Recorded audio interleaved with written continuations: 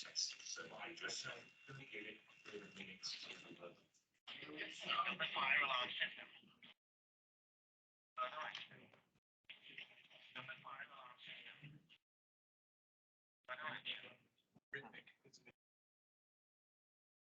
just going for some time. I'll let you know. Okay,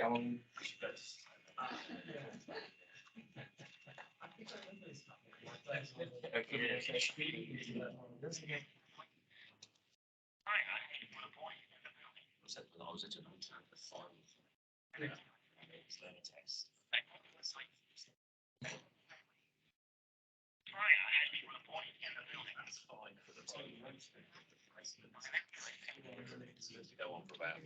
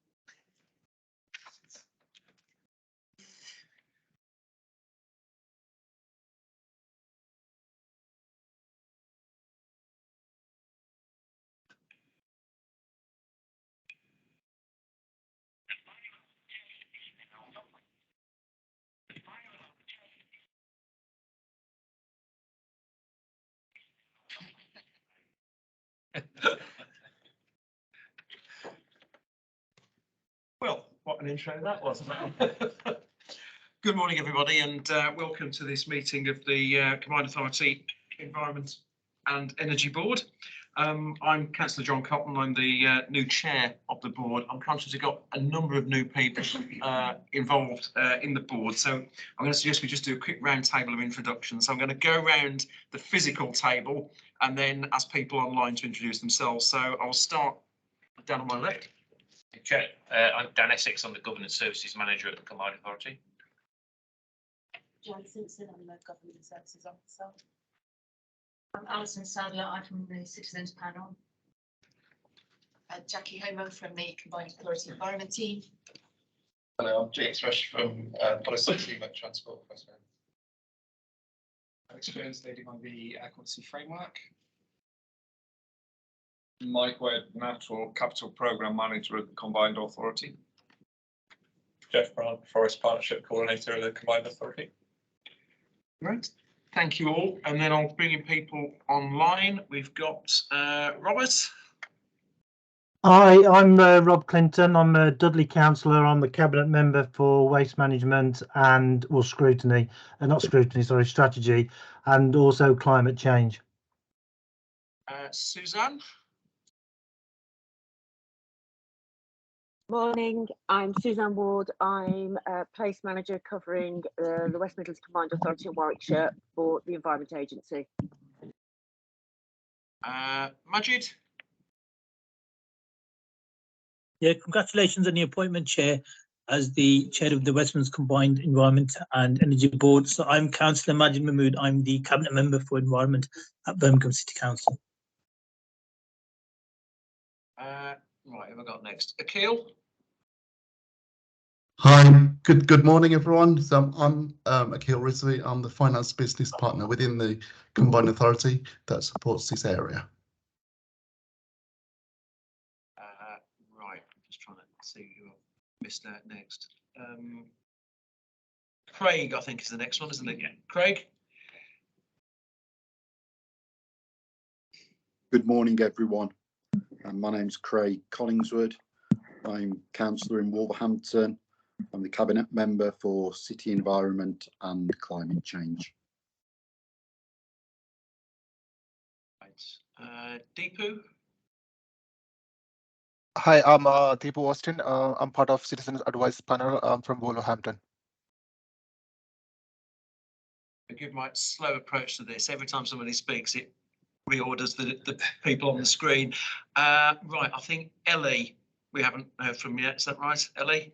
Yeah, hi, Ellie Hignett, Principal Portfolio Officer at Birmingham City Council, here just taking some notes on behalf of Councillor Mahmood.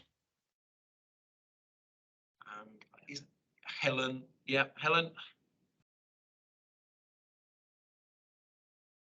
Hello, Helen? I can introduce this. It's Helen Edwards, who's the Director of Law and Governance at the Combined Right. Authority. Okay, great. I think I've managed to cover everybody there, have I? Yes. Great. Okay, thanks for bearing with me on that one. Right, I think we go then on to the minutes from the last meeting, where everybody will have the advantage of me because some people were here, but I wasn't. There any, first of all, those accurate record for those who are in attendance? Are you happy with those? Not seeing any objections. Are there any issues arising from those minutes that need to be picked up at this point? No? Okay. That then takes us on to the first substantive item, which is the Greener Together Forum and the Greener Together Citizens Panel. Great, thank you, Councillor Cotton. So I'm going to take you through a few slides on some of our work that we've been doing with the Greener Together Forum and the Greener Together Citizens Panel. And as you've heard from the introductions, I'm joined by Alison and Deepu, who will be able to reflect on their experience of being part of the Greener Together Citizens Panel. So I'm going to go through these slides fairly quickly because the detail is covered in the paper, because I think it'd be great to hear from them and the work they've been doing as part of the panel. So at the Combined Authority, we've had a couple of ways that we've been reaching out to engage more widely on the work we've been doing, and also to support regional efforts around environment and energy and climate change work. And that involves the work of the environment team and also our colleagues in Energy Capital. And we know that the work that we do will have an impact on the people that live and work in the West Midlands. And so we think it's really important to give people a voice in that work and helping us shape how we take that work forward. I'll quickly cover off the Greener Together Forum because I think it would be great to concentrate a little bit more on the panel, given that we've got two members from the panel with us here this morning. But just so you know, a bit of an update on the panel itself. What we really wanted to do was to provide a space for all people that have an interest in the work that we are doing, but also other work that's happening across the region in this area to be able to come together. So it doesn't have to be something that the Combined Authority is leading on. We have just offered to provide a secretariat for organisations to come together and talk about particular topics of interest. The way we arrive at those topics is we have an advisory board. The membership is in the paper. So we've drawn from local authority officers, but also other organisations active in this space. So, for example, we've got a member from the Canal and River Trust on the advisory board, and they discuss potential topics that might be of interest. And then we put those out for a vote amongst the wider forum members so that we're able to pick topics that are most interesting for people across the region to talk about. We move the forum around. It's always hybrid, so to give people as much opportunity as possible to join in person, but also online if they're unable to get to the venue. And we normally get around about 40 people join, so it's well attended. And we've had some good discussions at the forum. Just so you know, we've covered a number of different topics, from tree planting to retrofit, and most recently around food systems and food justice. And you can see there the range of organisations that we've had come to the forum to speak. Future forum meetings are scheduled for the 26th of September. That one will be in Wolverhampton, and then one in November in Solihull. And we're yet to firm up the topics for that forum. But as a commitment to the forum, we said we would bring the notes from those meetings to the Environment and Energy Board to give visibility to the topics that are being discussed, and that's what we've done as an attachment to that paper. So I'll just pause at that point to see if there's any particular questions on the forum before we move on to talking about the citizens panel. Don't know if there's any questions online.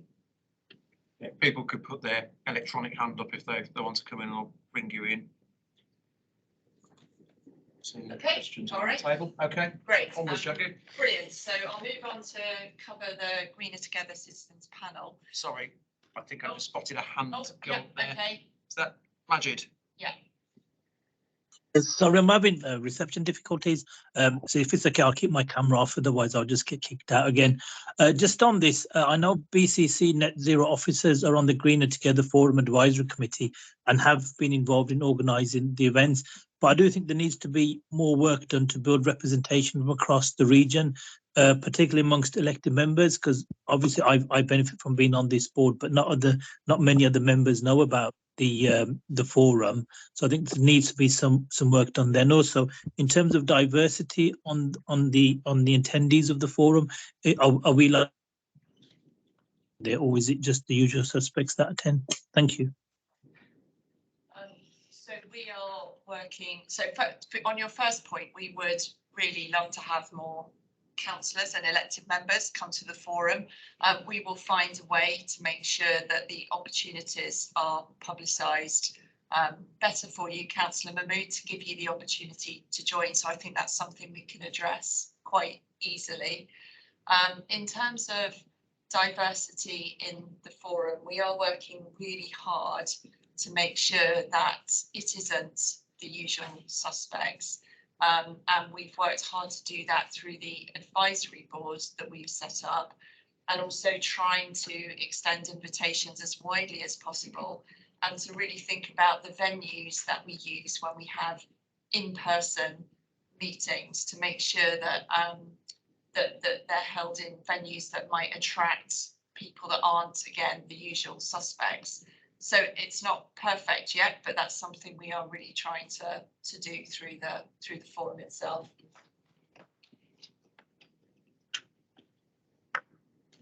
Okay, great. So I'll move on to talk about the citizens panel, this was set up when we had our 5-year plan for net zero approved. We established the funding stream for the Greener Together Citizens Panel because we felt it was really important to bring people like Alison and Deepu into the wider conversation about what we're doing, and also to build on that exact point that you made, Councillor Mahmood, about the panel being representative of the people that live in the West Midlands region. So we're working with an organisation called Involve to help us deliver the panel. They are experts in deliberative democracy, and we built the way we built the panel was to use a process called sortition. So there's only space for 30 people on the panel, you know, and obviously we're mindful of the fact that the West Midlands has significantly larger population.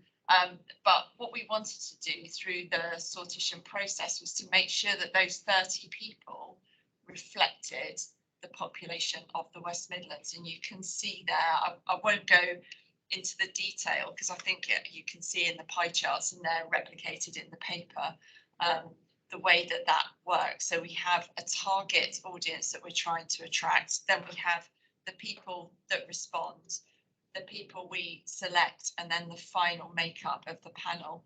And you can see the composition quite closely reflects the targets that we were aiming for. And we've overrepresented in a couple of areas, but that was done through sending out 9,000 letters to people across the West Midlands to invite them to become part of the citizens panel. So we're confident that it reflects the makeup of the wider regional population. In terms of panel logistics, our citizens panel is meeting twice a year. So we had an introductory meeting as an exception in this first year to help provide a bit of background and context on the fundamentals of climate change. And also around, the different organisations that are working in this space. So what the Combined Authority is, as distinct from the work that our local authorities are doing, for example. And the two topics that are being taken forward this year are on air quality, which is completed as a block of work, and I'll reflect what the panel discussed on the next slide, and retrofit, which will be going to the panel in September and October. The first session was in person, then we've moved to an online way of working. So in terms of the first topic, we took air quality to the panel. We've got a framework that we're developing, and you'll hear more from Alex and me as part of the next item about that framework. But we were really keen to understand some of the principles that the panel thought it would be important for us to consider when we're looking at that 146, or when we're looking at the 146 measures that are identified in the framework. What is it important for us to consider as decision makers, politicians, when we're thinking about what we should implement? And those are the high level principles that we've identified there. There's more work that will come out, but we just thought it'd be good to bring the first cut of what the panel talked about. These came out of a meeting on Saturday morning. So you can see there the 14 principles that the panel thought were important in considering air quality measures. And they'll be reflected as part of the framework and in terms of coming out with the actions that we prioritise as part of delivering the framework. So I don't know if there's any questions on the panel itself, but I've got some questions that I'm going to take to Deepa and Alison so they can reflect on the panel and tell people more about the work that they've been doing. Oh, okay, great. So I will stop sharing my screen, and Deepa, I don't know if you want to turn your camera on so everybody can see you as well. I'm also aware you've got a hard stop at 11:30, haven't you? Yes, Scott? I have, yeah. So I don't know if you want to start, Deepa and then Alison, in terms of introducing yourself, where you live in the West Midlands, what you do when you're not on a citizens panel. I've already mentioned my name, myself, Deepu Austin. I'm from Wolverhampton. I work for NHS England.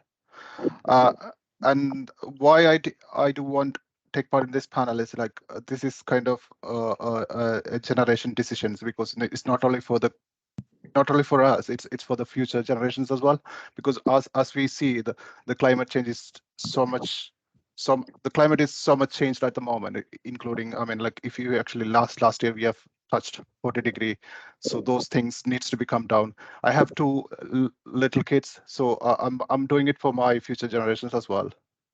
Brilliant, thank you. And Alison, same question to you, in terms of whereabouts you live, why you decided to join the panel. Yeah, I live in Sutton Coldfield. I retired a couple of years ago from being a self-employed freelance lexicographer, working on Spanish dictionaries. The reason I wanted to be part of the panel was initially simple curiosity, but also to see if there's a chance that voices of ordinary people can be heard and taken into account in policy making, because you're sort of aware all the time of a sort of disconnect between elected officials and politicians and ordinary people. Once they get elected, they get sort of sucked into a bubble, if you like, of a different sort of existence that they work in, and they become, it's a bit of a generalization, but I just wanted to hopefully have a voice, I suppose, yeah. And what impact are you hoping being on the panel will be? Well, I'm hoping, as I say, I'm hoping that conclusions we've come up with, the ideas we've come up with, will be taken into account when any decisions are made about policy actions. Great. Deepu, coming back to you, what impact do you hope that being on the panel will have? Sorry, I missed. I was just saying, what impact do you hope you will have by being on the panel? Yeah, as Alison said, so it's like a voice will be heard. So as a common man, as a citizen of West Midlands, so that my voice will be heard, and that might help who are making the policies and stuff will be heard. Okay, and thinking about the work you did on air quality, obviously when we join from the Combined Authority, we tend to sit outside the discussion, so we don't see what's happening in those rooms to make sure that you're able to discuss things quite freely. So Yeah. how did the panel work on air quality, and what do you feel you managed to achieve through that piece of work that we've done most recently? Yeah, recently, so the last Saturday one was, I mean, there are lots of learning, including me as well, because if I actually look at all those presentations have given to us, is like there are lots of learning. So what's happening, in what impact we have on climate at the moment, and there are lots of good ideas coming up, and there are like worries as well, because there are one of those panel member was saying if somebody introduced a air quality rating for individual houses, then they have some issues because it's not affecting. I mean, it is affecting an individual basis, because these air quality is not in control of an individual, because she was living next to motorway, M60, obviously. So there was those worries is coming up, so we can address those things, and we can I mean, if we give these things to policymakers, so we can, I think they will consider all these things. Yeah, okay, brilliant. And Alison, what have you got? Have you got any reflections on the work you did on air quality in particular?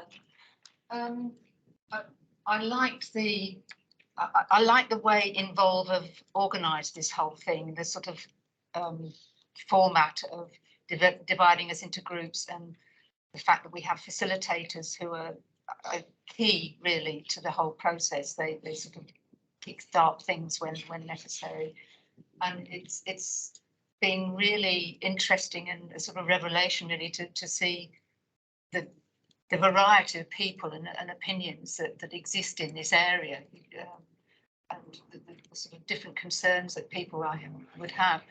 I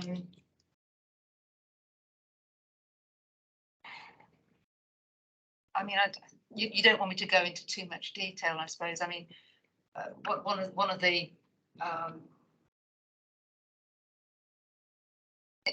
possible policy measures we discussed was what Deepu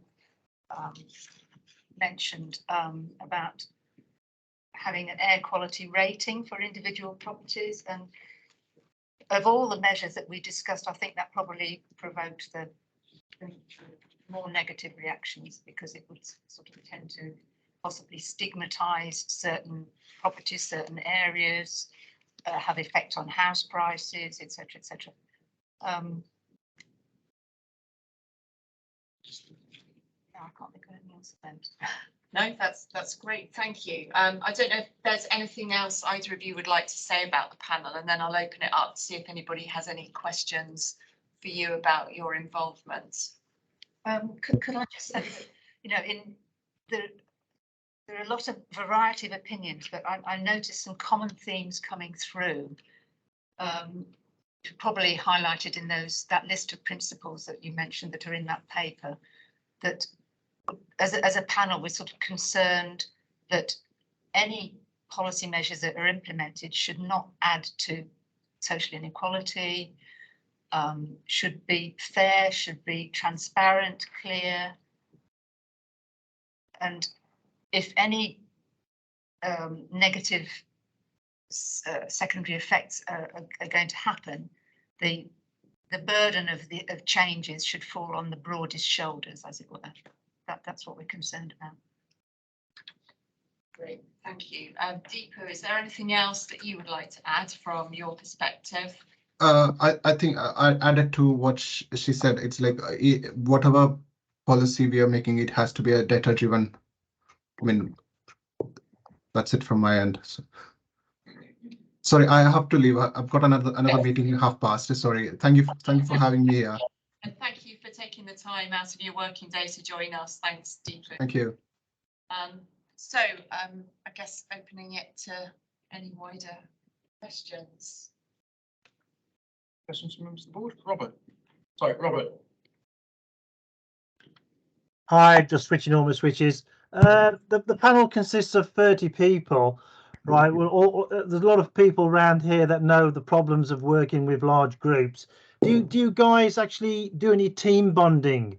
And when you say you put into groups, do you find that these groups tend to be the same group of people, or are you, when a group is decided, you're totally mixed up and integrate with fresh people per different topic area you're looking at, or do you sit in silos? I mean, it seemed to be sort of set at the initial introductory face-to-face session, which I found was essential, really, because you get obviously a completely different experience when you're actually with people. I don't know how we were divided into groups, but there were sort of 7 or 8 of us at a table with a facilitator, and we've been in the same groups ever since, actually, for every session we've had. So it might well be a good idea to sort of mix and match people, I think. Yeah, but you know, we've all gone through, everybody sitting around this table has probably found yourself in a room where you end up with dominant voices. And if you actually put into groups and then you find yourself in this situation as a volunteer, you know, it can be very, very frustrating. So, you know, whoever's governing your team, I think, you know, you should actually ask if you can have a shuffle round in groups as a natural process. My profession before I got into politics is, you know, I'm a university lecturer, right? And what I tend to do is go into a class, and I'll just divide the class into 4 parts. When I'll just walk in randomly, give each student a number, all the 1s, all the 2s, all the 3s, breakout room, and go and work out issues. And that works very well. For the first time you do it, it's a little bit daunting, but once you get into the process of doing that over a period of time, it's absolutely fantastic because everybody knows everybody, right? And there's none of this standing back sort of thing. And you know, as you guys are volunteers, I wouldn't want the idea that, you know, within certain groups you can get dominant people and people actually standing back, because we want to hear everybody's voice. Well, this is where facilitators come in, you see, because any facilitator worth their salt knows how to manage those sorts of situations.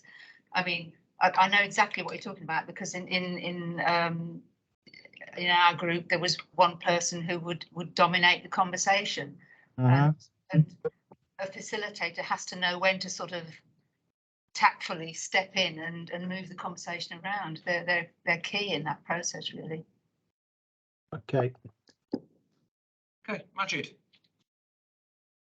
Yeah, thank you, Chair. I'd just like to commend the Combined Authority and the officers for this piece of work. It's not easy setting up a citizens panel with the numbers that we have involved in terms of population. And I know I've got some BCC net zero officers shadowing the panel, and we're going to apply the learnings from that for our own proposals around citizen engagement on climate change net zero along the same lines as the Combined Authority. Thank you, Chair. Thanks, Majid. So I'm not seeing any other questions from members of the board. So can I say, I know Deepu's had to leave us already, but thank you to Deepu and also to Alison for coming along and sharing your experiences this morning, and also for the work that you're doing. This is really important, I think, that we've got that kind of focused discussion, the opportunity for us to explore some really important issues in the way that you're doing, and we look forward to hearing further from you as you proceed along that journey. But thank you very much. Okay. Okay. I think that then takes us on to the next item, which is the air quality framework. I think, Jackie, this is back over to you. Yes, and I'm joined by Alex, who's on secondment with us from WSP. So I will introduce this item and then Alex will be taking us through more of the presentation. You'll be pleased to know you're not going to hear anything from me this morning. I start. So the air quality framework, I know there's quite a few new people at the board's meeting, so I thought it'd be helpful just to give a little bit of context, and Alex will also be providing some context about the air quality situation in the West Midlands before we move on to talk about the framework itself, which I know is quite a lengthy document we sent around with the papers. So in February 2022, the Combined Authority Board approved the development of this piece of work. We took a high-level options paper to that board meeting after a request was made to the Mayor to explore what we might be able to do to support the local authorities in their work around improving air quality. And that built on some work that had already been taken forward, and Jake was instrumental in that around a regional air quality review and action plan. And then, as I said, we had the options paper that was taken forward. The latter probably started to explore a bit more what we might be able to do to address the issue of particulate air pollution across the region. And that's been carried forward through the framework, which complements the air quality action plans and the work that our local authorities are doing around improving air quality and the air quality strategy that's being developed at Solihull Council. And there's some elements in the framework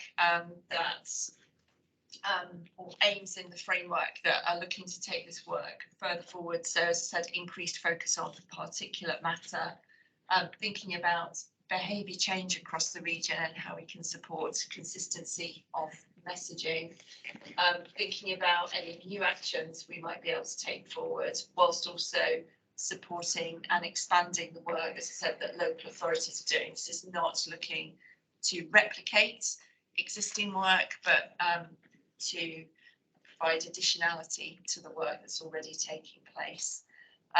Looking at how we can collaborate more and innovate around air quality measures in the West Midlands, and most importantly around reducing inequalities. So I know Alex will talk a little bit about the air quality situation within the West Midlands, but we know it's a picture of inequality of exposure, and so it's really important that this framework helps us start to address that.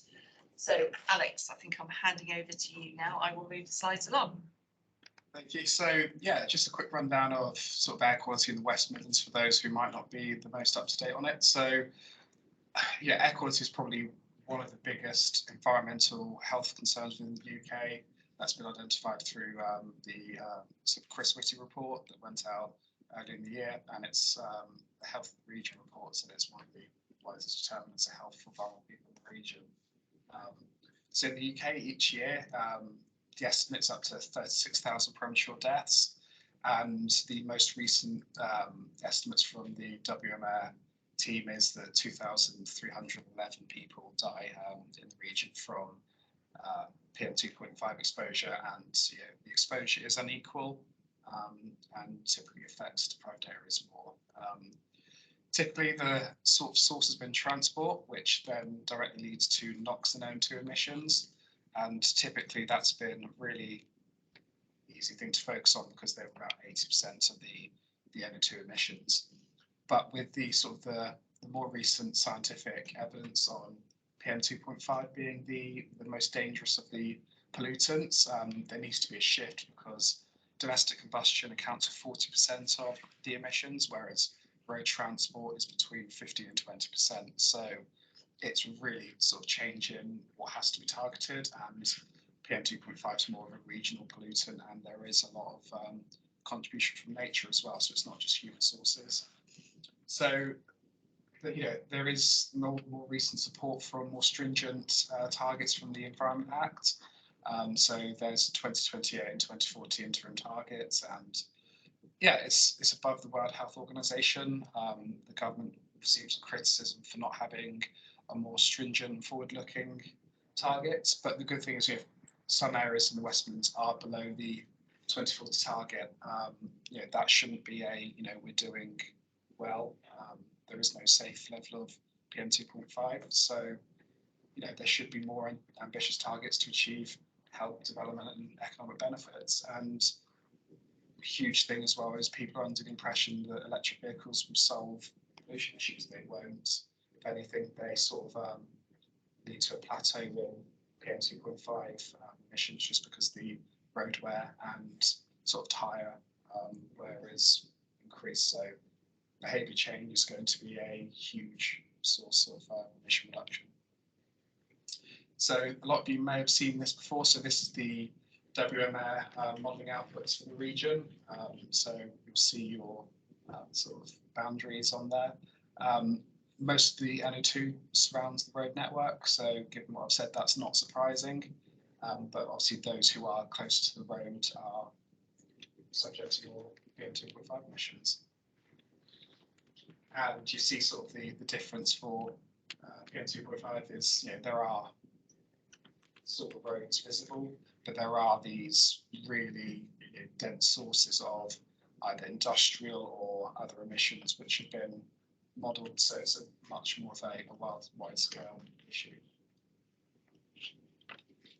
So to date, for the framework, we've tried to make it the most collaborative as we can to make sure that everyone who sort of has a responsibility for air quality has had inputs into the initial draft. So that's the constituent local authorities, including the air quality public health and planning teams, various boards and members from TFWM, the University of Birmingham through the WMAir programme, my colleagues at WSP, and then we've also had some initial conversations with external organisations such as in the UK, Clean Air Justice Network, and World's Lungs.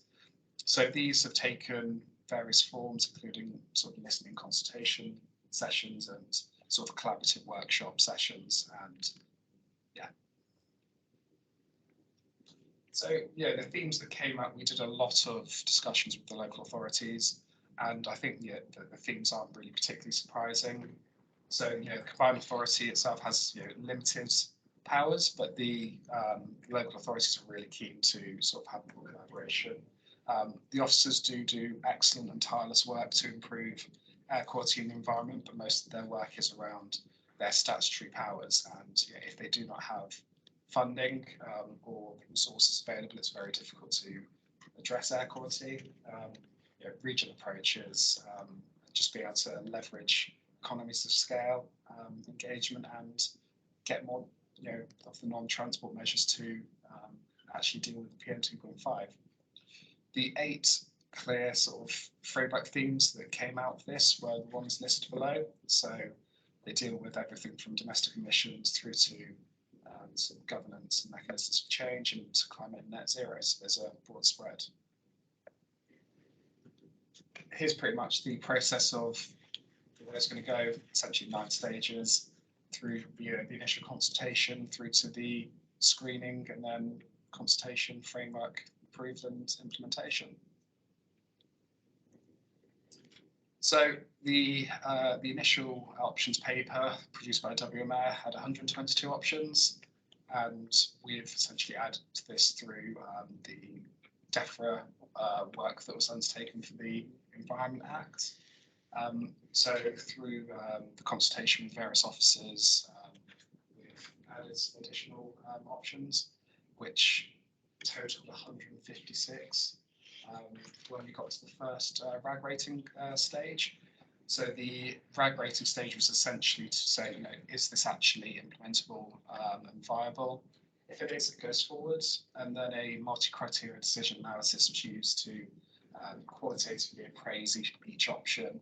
The reason why sort of a quantitative approach wasn't taken is some of the measures they just don't have the data to back it, and therefore hampering their potential school by having a mixed qualitative and quantitative scoring method within FAIR. And we also sort of outlined a potential role for the Combined Authority, whether that's lead, enable, or could lead. So just quickly, this was the RAG matrix we used. So if there was a 2 red score on any of these options in the matrix, the option was not proceeded with. And there also was the potential for anyone on the panel to say this is an idea we don't want to take forward. That only happened with a few relating to sort of powers which were outside of anyone's control, mainly to do with transport. And then this was the MCDA matrix we used.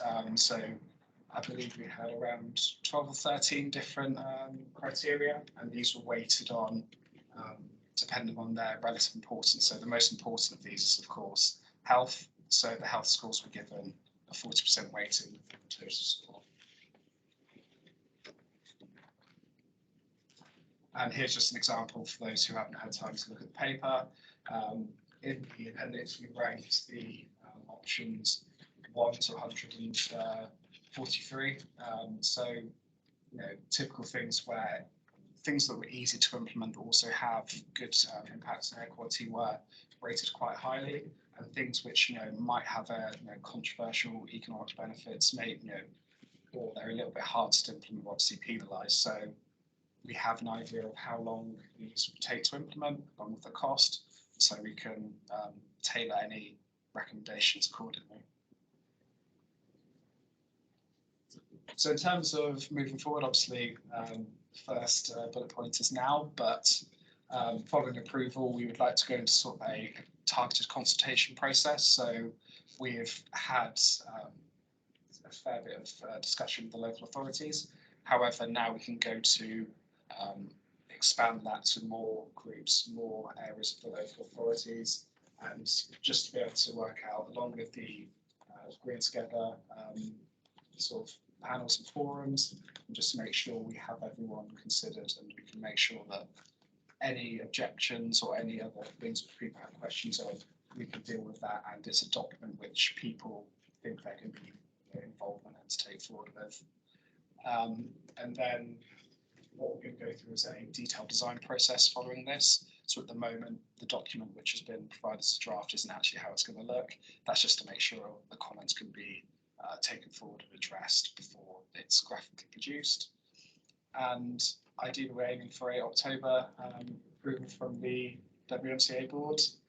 So that would include a executive summary of the framework, which also acts as a bit of a combined authority action plan for the next 1 to 2 years. And sort of for those options which can't be delivered easily, then it will be a summary of how we can progress these in the longer term. And then that will be a bit more of a publicly digestible document rather than the actual core framework document, which is rather longer as an evidence base. I think it's back to me now on the next steps, and these are lifted straight from the framework and also appear in the covering paper. So there are things that we can immediately deliver, and I can talk a little bit more about those in a minute, and we will be doing those through a DEFRA air quality grant that we've secured, and we'll be working with local authority partners to take that work forward. There's an issue around resourcing. The piece of work is significant. We have an air quality lead coming in that will be funded through the DEFRA air quality framework. But I think we need to consider putting in place a dedicated air quality programme lead to oversee and maintain momentum around delivery of the framework going forward, particularly to secure additional investment into some of the measures. So you would have seen in the framework, some of the measures are fairly low cost or could be implemented quite quickly. Some will require quite detailed business cases or securing significant additional investment to take them forward. And so that will be important in the next stages of delivery. In terms of governance, so something we've heard from the local authorities that we've been working with is it would actually potentially be helpful to have a framework delivery group in place. And so that's in here as a potential next step.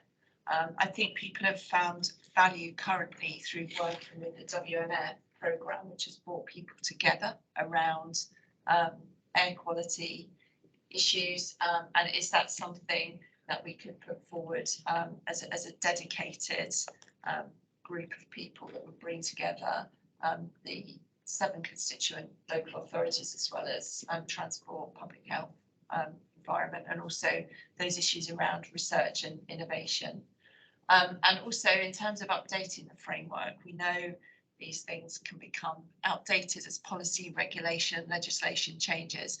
And so one of the things we want to do is to make sure we build in a 5-year review process so we can take stock of where those measures are.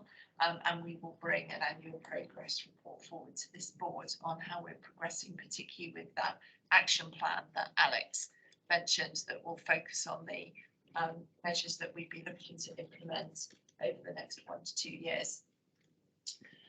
In terms of funding, we've got just under £1 million over the next 2 years from DEFRA.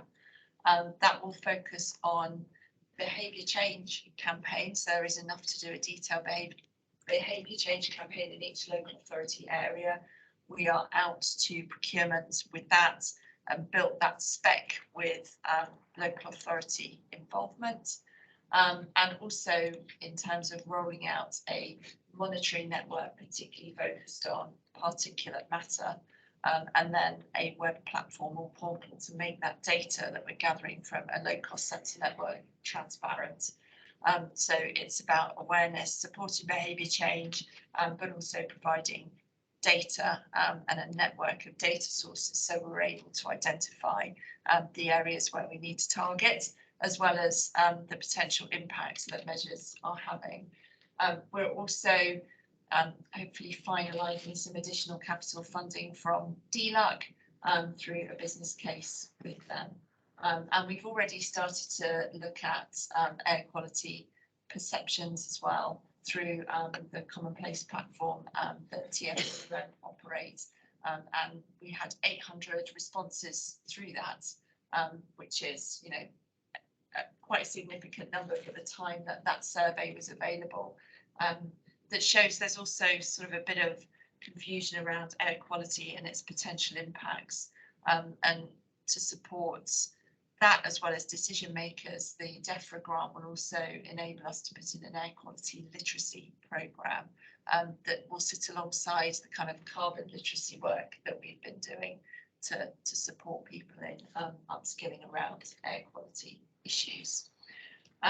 So that is a very whistle-stop tour of what is quite a complex and complicated area of work. And we had, obviously there's the recommendations in the paper, particularly around the board's sign off for us to go through to a consultation process with this, but also some other questions that we put at the end of the paper that it would be great to have the board's reflection on and input into.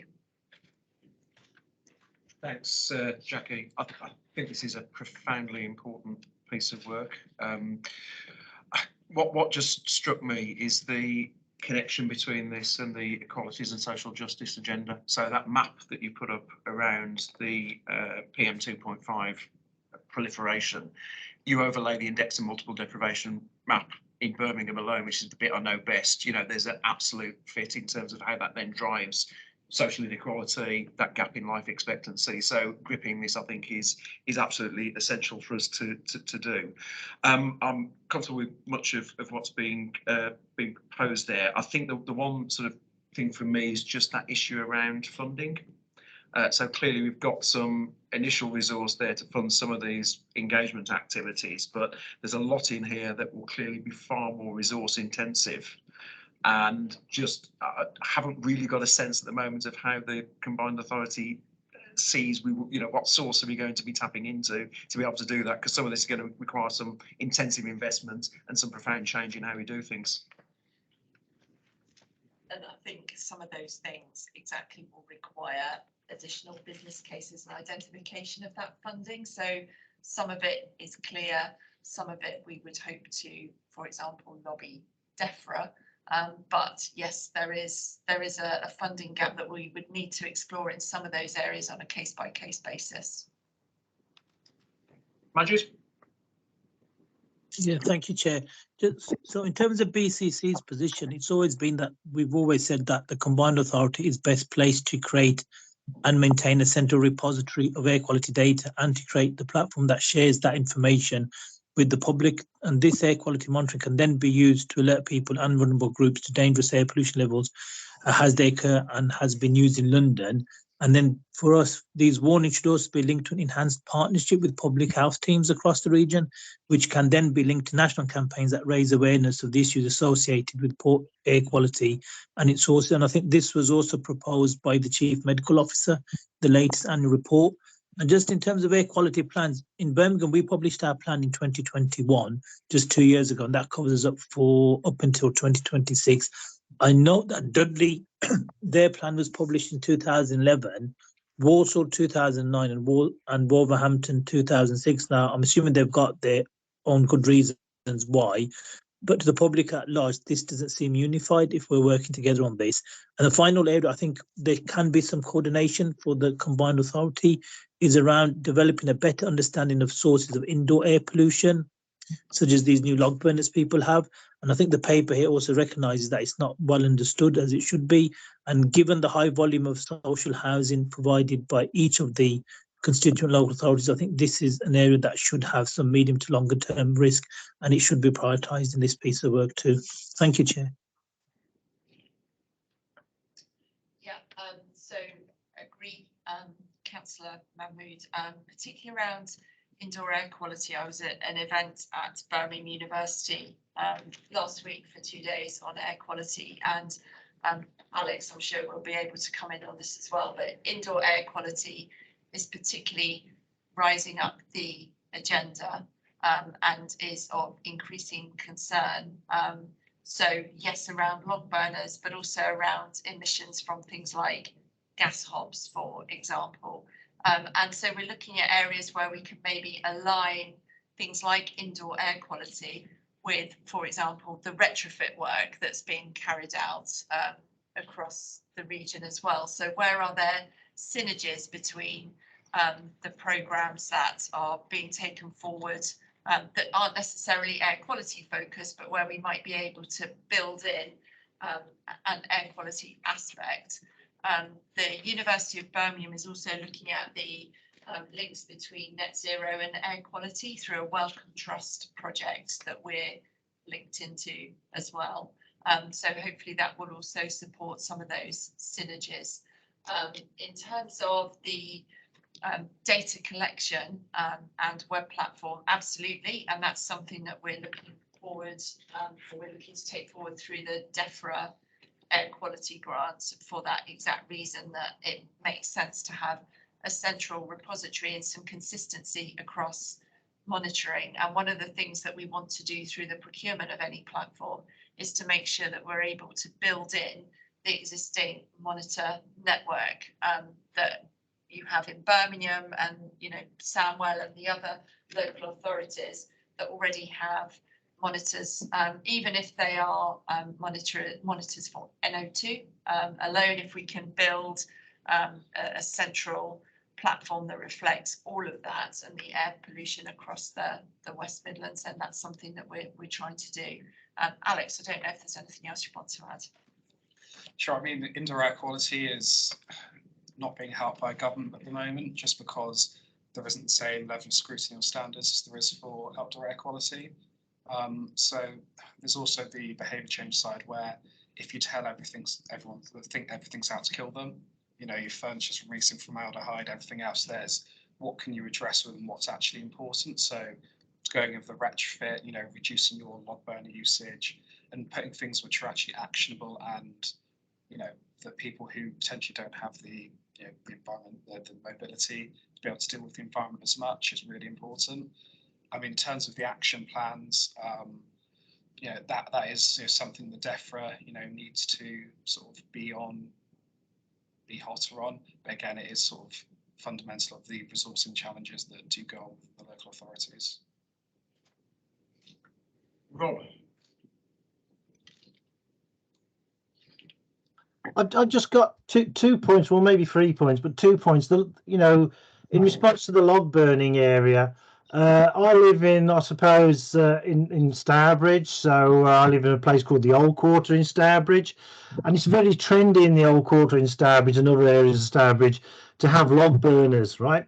And I've noticed since we've had this fuel crisis, there's been a massive growth in wood companies providing wood for these log burners. So, when we're trying to dissuade people from actually using these log burners, in reality, we're seeing a spike actually happening. And, literally, as I speak now, the guy next door to me, he's having his chimney fitted with a flue, right, for your log burner, etc.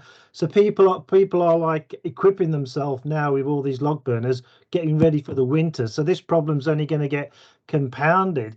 So if we're thinking about like using log burners as an indicator of like bad air, we need to be doing something now to like sort of like raise awareness as to the problems, and to if you are going to have one, the concerns that it'll bring on for the environment. The other aspect is when you're talking about particulates coming from road transport, and we're talking about tires wearing and brakes wearing, is there any research done on road surfaces to minimize tire wear in like sensitive areas? For argument's sake, round schools, main high streets where we might find a lot of traffic running through, basically sensitive areas. Is there any research done on road surfaces? And yeah, I think that's pretty well it. Oh no, third point. Yeah. Okay. We're talking a lot and we're doing a lot of research on looking at the problems. But what I want to know is what research is going in to providing us with the solutions to tackle this. For argument's sake, Birmingham, either love it or loathe it, has got a clean air zone, right? And it's only it's a damn good thing that they've gone forward and they're doing this, and it's been rolled out pretty well. But the rest of the West Midlands probably hasn't got this. I know we don't have it in Dudley.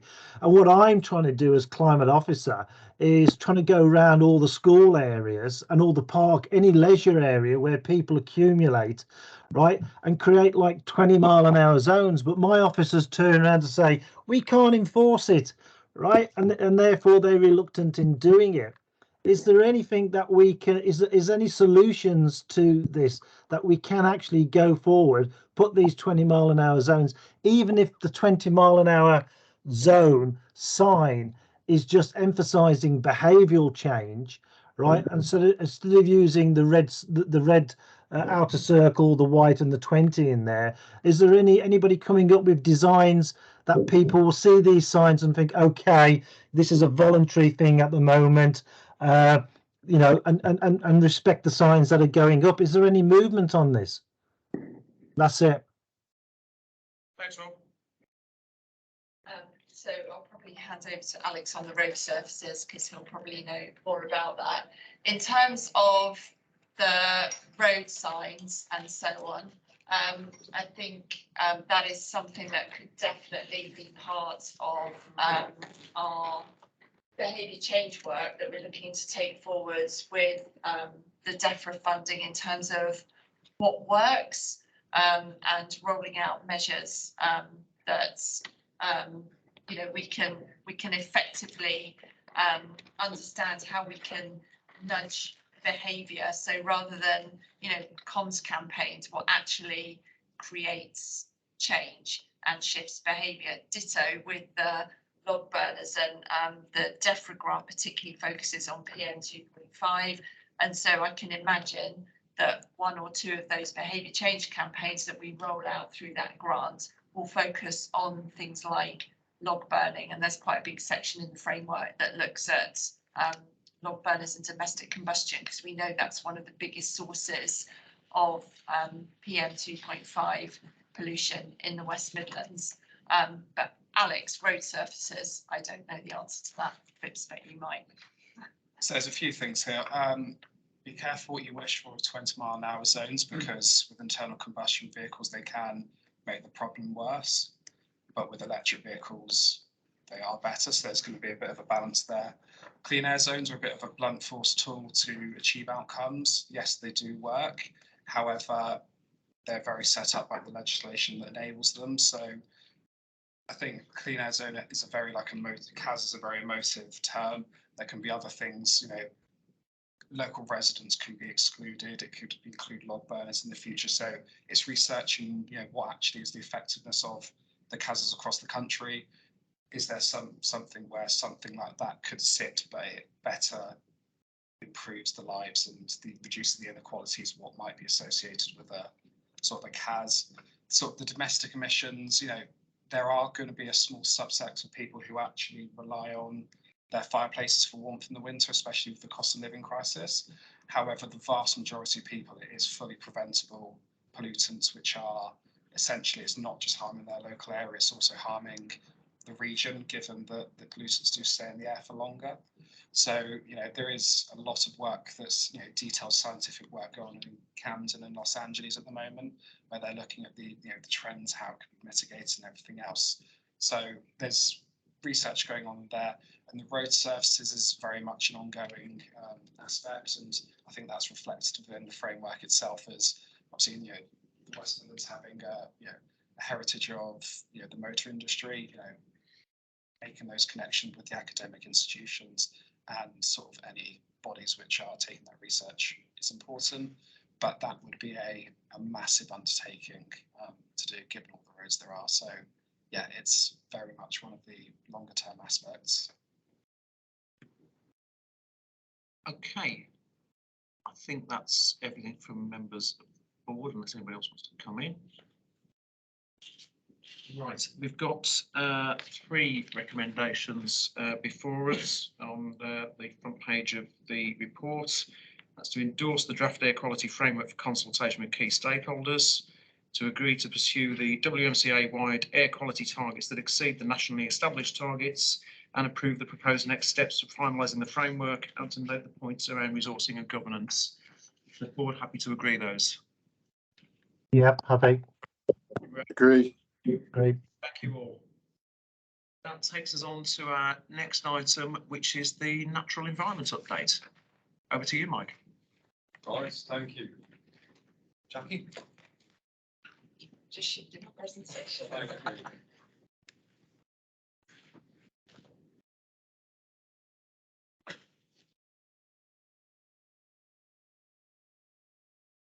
So thank you, everybody. I'm going to talk about a new programme we've just started, which is funded by DEFRA. It's hopefully something that will be a game changer for us, but also it will inform how we advance with things nationally too. So Jackie, next slide, please. So what we've got, we do know at the moment we're in a crisis in terms of climate and biodiversity. We've got a range of government targets for nature recovery and for greenhouse gas emissions and net zero going on. At the moment, there's an estimated funding gap of 56 billion for delivering natural environment solutions to these things for the next 10 years. That's 5.6 billion per annum. That is not going to be plugged with public finance and public money. We'd be naive to think that's ever going to happen. The government has set out a target for attracting 1 billion per year by 2030, and it's before that 500 million per annum by 2027. So, you know, there's quite a bit to go at here. We know we've got a big challenge. However, there is very much a shift in thinking going on towards private finance. And that can be traditional investment, which looks at profits and return, because that's the way the commercial world works.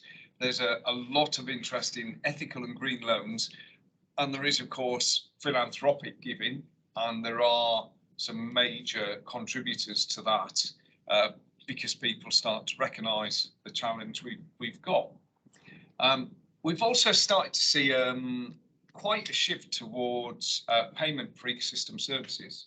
So actually being able to identify outcomes, environmental outcomes that have a value to people and society, and being able to quantify those and actually sell them to buyers.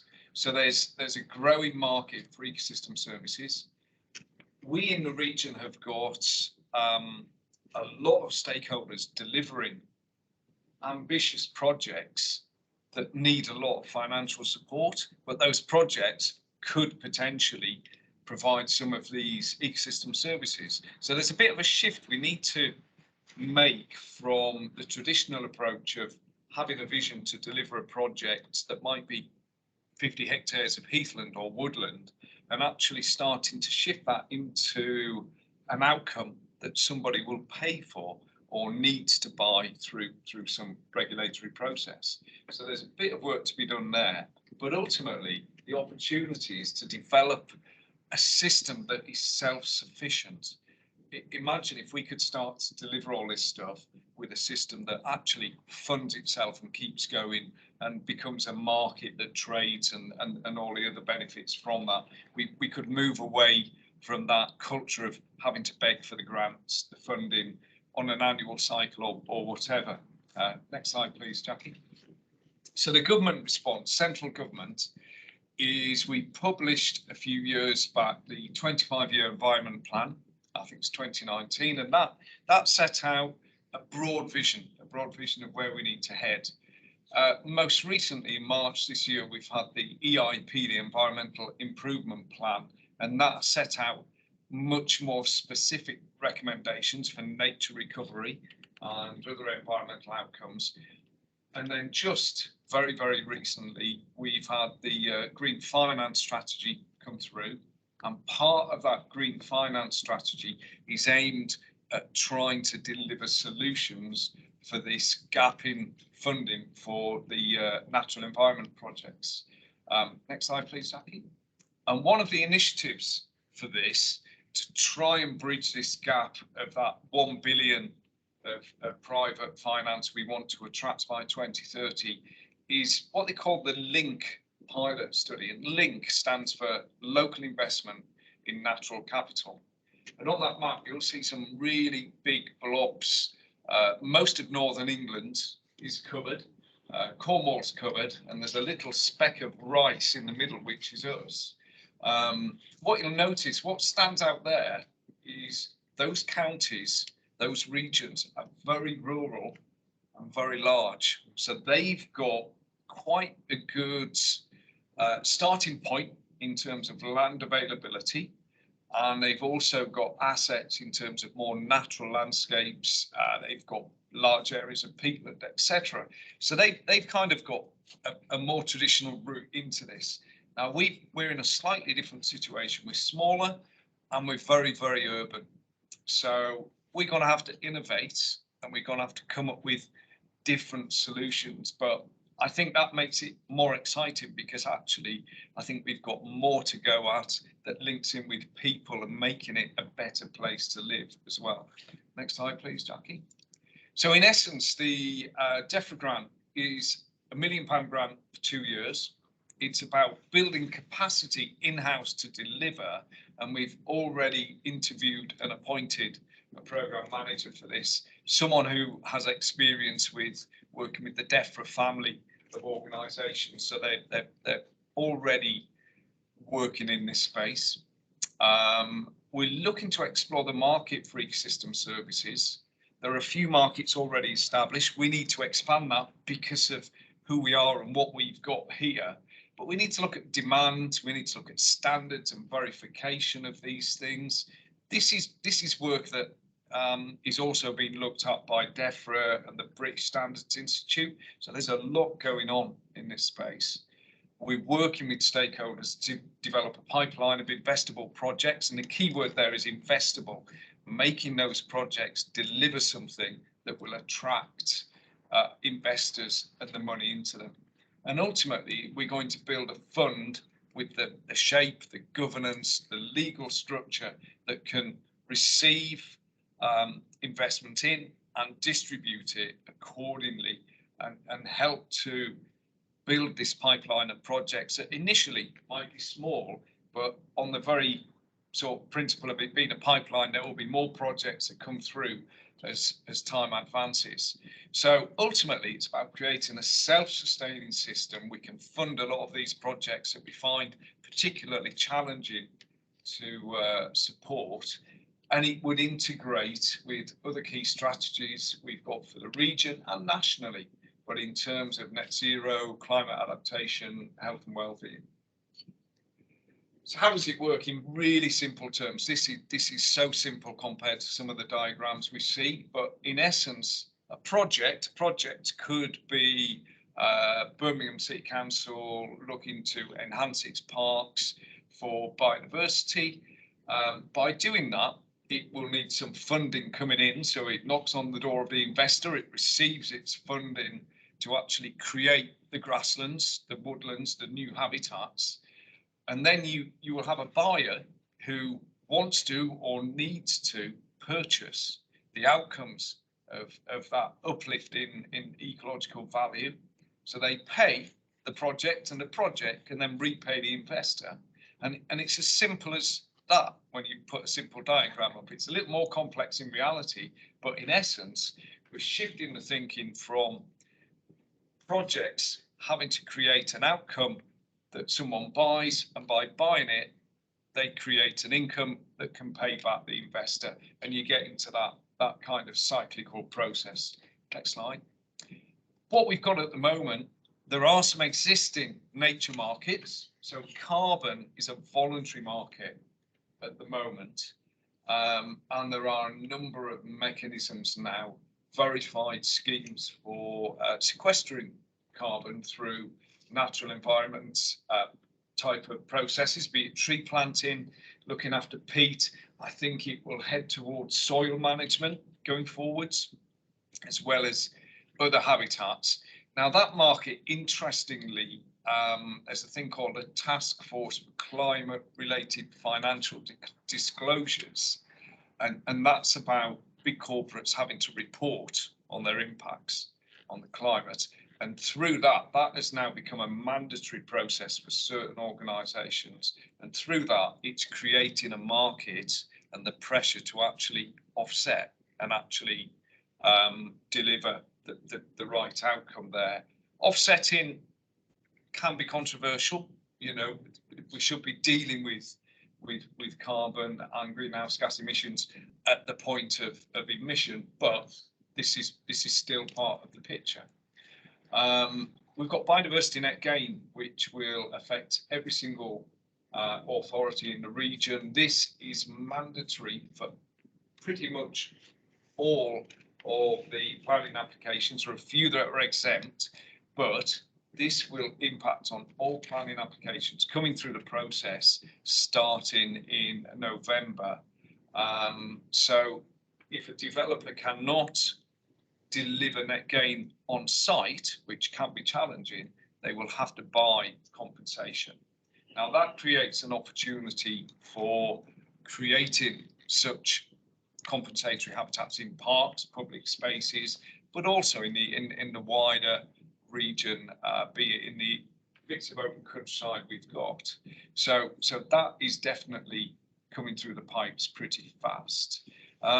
There are other things starting to emerge that I think are interesting. Water quality and flood management, I think, will become a very valuable thing to be delivering in the near future. So water companies are starting to look at how they can incentivize people to deliver their own water attenuation on site. So United Utilities in the Northwest will give people a water rates reduction if they attenuate themselves. So you can use natural solutions for that.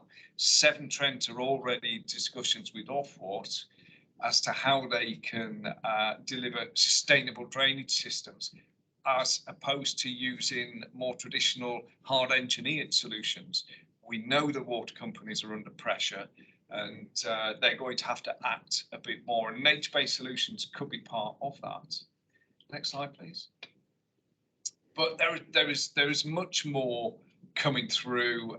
We've mentioned the task force on climate-related financial disclosures. So I'll put the latest kind of version of this is task force TFND, task force for nature-related financial disclosures, and that will, a little bit like the carbon market, create a slightly alternative market for biodiversity.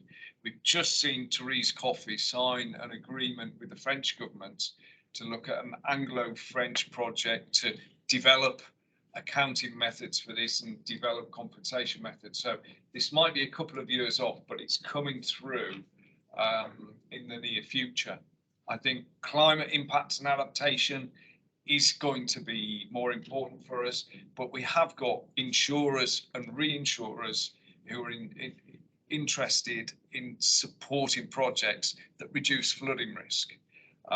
There may also be some link to health and well-being with overheating or cooling. Street trees in a street can reduce the ambient temperature 3 degrees. That may make the difference between spaces being livable and being very almost borderline dangerous for some people. So health and well-being is also important for accessible green space and resilient environments. We can also look at cost savings, a business case type model for delivering nature-based solutions, say for energy reductions and sustainable drainage. And of course, we've got economic benefits. You can, if you have well-designed green infrastructure in a trading area that has got shops and restaurants, typically you see an uplift of 20 to 50% increase in spending if you've got well-designed green infrastructure. So all those areas where you've got premium restaurants, bars, and other shops, I can see there being a business case to actually green those up as well. And to be able to charge for that. So types of investor, I won't dwell on this much because this is where it starts to get complicated, but in essence, there are two key types of investor. There are investors who want a return, traditional investors, they put money in, they want to get it back, and they want to get it back with interest. That can happen, and there are models out there delivering biodiversity net gain on sites that can deliver that, so we know this can work. There are non-financial returns. So you may have investors who are government departments looking to fund outcomes. You may get philanthropic organisations investing for outcomes. You may just get investors, pension trusts, who want a proportion of their investment to be green. So it's really important to actually have a mixed bag of investors. You can't rely on one particular type, and they call this blending. So it's bringing those together. So the ones who maybe have a bigger pot that we need to deliver the projects are supported a little bit by those who are more interested in outcomes, and they de-risk the investment into these kind of projects. So next slide, please, John. And in terms of benefits, we can see how we can use nature-based solutions to deliver against a lot of our plans. I think it's also important to think about things like water attenuation, accessible green space, and biodiversity net gain. They're all going to be increasingly important when it comes to delivering development, particularly housing development. So actually having projects that can facilitate this is going to be very, very important for a whole load of other reasons. It will make us more resilient to climate change. There are a lot of potential jobs that could come through this in terms of delivering things on the ground. So more vocational skills, land management, chainsaw skills, those kind of things, actually delivering and managing these things. Nurseries, we need to have things like tree nurseries in place, which is something we're looking at. We've seen nationally, people get very nervous about rewilding projects, but what we are seeing with rewilding is that they become a tourist attraction as such. They do develop an economy around tourism and actually premium meats in terms of livestock that grazes there. So there is definitely an economic gain to be had. And through delivering this, we can create a better living environment, which is better for people of all classes. And hopefully it will create better economic performance because we just become a more attractive and healthier place to live in. So yeah, a lot to go up, but really exciting.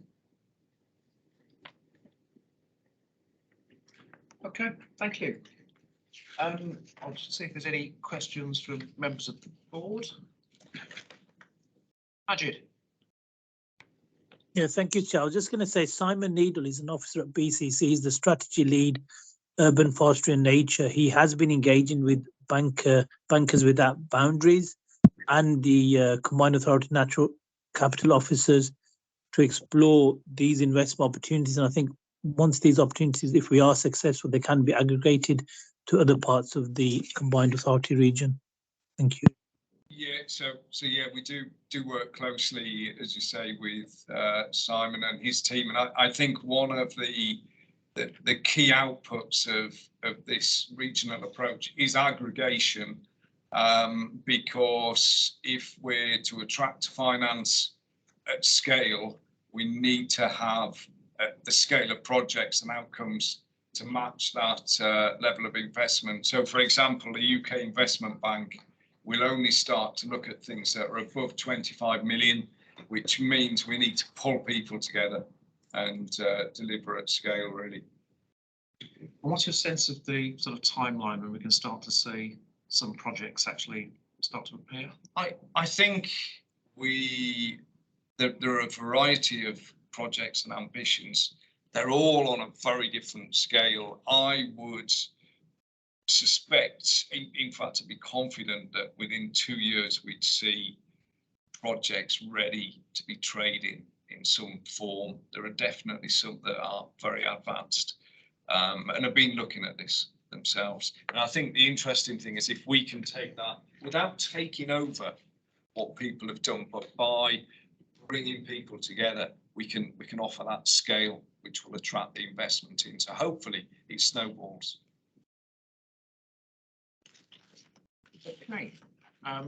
This is clearly something that we want to, as a board, keep a watching brief on. So I think some further reports back as that starts to develop would be very helpful. So we look forward to seeing you back here again. Thank you. Right. I think that then takes us on to the West Midlands Forest Partnership. Jeff.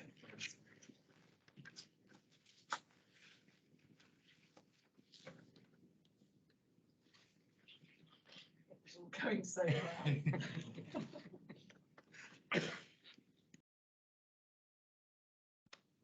same sockets.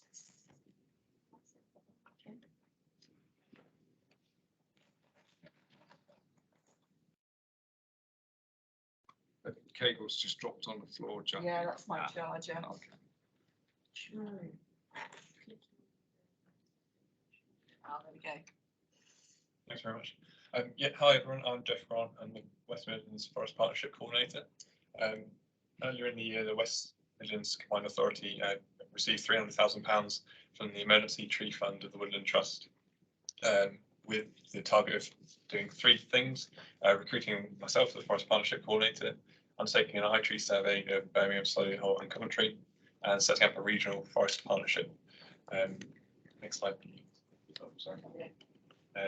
And skip on to the next one. So I'm now in post, which is a good start.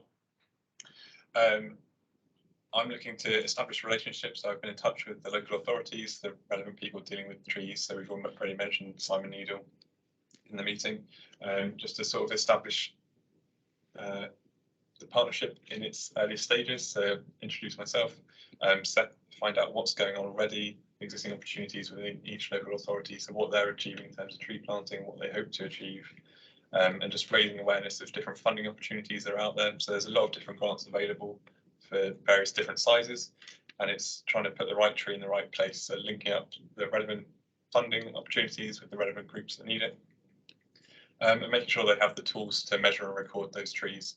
So across the local authorities, knowledge sharing is really important because a lot of people are doing very similar things and there's a lot of good ideas out there, but it might be that they're quite siloed off in that particular authority. If we can spread that knowledge and get everyone using the same systems, we'll have a much more linked up approach and be able to deliver a lot more.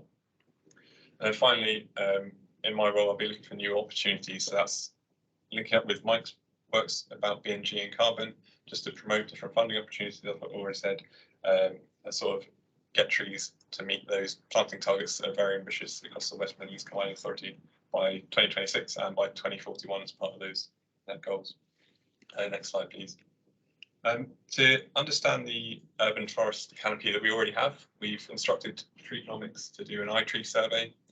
This is a particular study which looks at the urban forest structure, so it'll identify the species, the ages, what sort of condition they're in, and also highlight the ecosystem services. That's things that the forest can deliver, whether that's timber, recreational benefits, health benefits. Mike's already touched on sort of the potential reducing temperature of street trees. A survey has already been undertaken of the Black Country, and we're building on that now by undertaking a survey of Birmingham, Solihull and Coventry.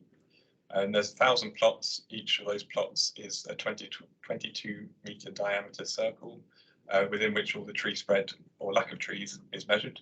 And from that, we get a variety of maps and a variety of information that we can use to sort of target where we might want to plant trees. So it should produce a map which will give us areas which have no trees and areas which have a lot of trees. We can target funding to those groups that need it. Whether that's promoting tree planting to communities that have no trees, or sort of just looking into how we can get trees in the right place, and targeting those funding applications for those issues. Next slide, please. Alongside this, we've been undertaking a tree nursery study with an external consultant. The tree planting industry is dominated at the moment by sort of a few large companies which cover the whole country. They often offer quite a monoculture, so one or two species, whereas what we're looking for is a more diverse species to adapt to that urban environment that might be hotter, but also cover the rural areas of, say, parks and open spaces. So a tree nursery in the area, we were looking to see if that would be something valuable. And from stakeholder discussions with both the councils, private companies and charity sector, it has been identified that is valuable. So we're moving on to a stage 2, which is a business case to sort of address how and what a tree nursery would look like, whether that's one authority-owned tree nursery or a lot of small community nurseries, which could bring a lot of new skills and economic benefits into the area from running that. It will also reduce the reliance on large suppliers and provide benefits in terms of climate resilience and the local provenance. So if they're relying on 6 large schemes isn't necessarily the best, because you get one disease and that could wipe out the entire tree stock. If we can get a lot of little local nurseries, we can get resilience to that and build on the tree numbers across the area.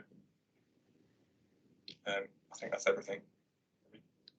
Okay, thank you. Any questions from colleagues on the board? Ajit. Yeah, thank you, Chair. I was just going to say that BCC has been involved in all stages of this project, and we did help write the successful bid by the Combined Authority.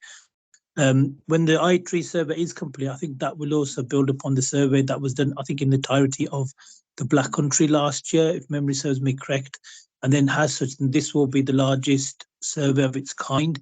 A key consideration for the tree nursery proposal is to look at what species of tree we should be using, which will be resilient to the changes brought on by climate change, if we can do. And also in terms of the trees, where we get lots of complaints as residents where there's trees now which have that sort of like not chemical, a sap that comes onto the cars. We just need to try to avoid them as well. Thank you. Yeah, thanks for that. We're aware of the species issue, so we're looking at that both in terms of the trees that are more resistant to sort of the hotter urban environment, and also trying to avoid trees like lime trees, which cause that sap on particular cars. So yeah, we're aware of that, and I'll make a note to carry on looking into that as we go forward. Robert? Yeah, basically, I would love a copy of your Black Country map, please. Right. It'll make my job oh so easier, because I've set my team onto gathering like funding, get as many trees as you can. The problem that the issue that I don't want is I don't want whips, right? I want trees. My ward, Quarrybank and Dudley Wood, you know, we've planted a few trees there, and the local enthusiastic youths have been swinging off them and snapping them left, right, and centre. And they've probably snapped off probably 2/3 of what we've planted, right? So I'm trying to push for more mature planting trees, but I would dearly love a copy of the Black Country map, specifically the Dudley area, so that when I do get the trees, I can distribute them fairly and evenly throughout the borough without it being, you know, for want of a better word, being a political decision to put them here, there and everywhere. If I can use your map, it's apolitical, and, you know, we can just pick them off and just go in there and just justify why we're putting them in certain areas. I feel your pain on that, Rob, as well. We had a similar issue down on the Glebe and in Tile Cross in my patch. Yeah, I'll get my tree map sent across to you, because that is available, so I can get that sent across to you after this. Okay, thank you. Great. Okay. Again, I think this is something incredibly exciting. Certainly, the proposal around community-based nurseries, I think, is a strong one. So we're really keen to follow progress with that and the wider piece of work. So look forward to having some further reports back to the board in the coming months. Okay. I think that brings that item to an end and brings us on to the Environment and Energy Board terms of reference. Jackie, it's back to you.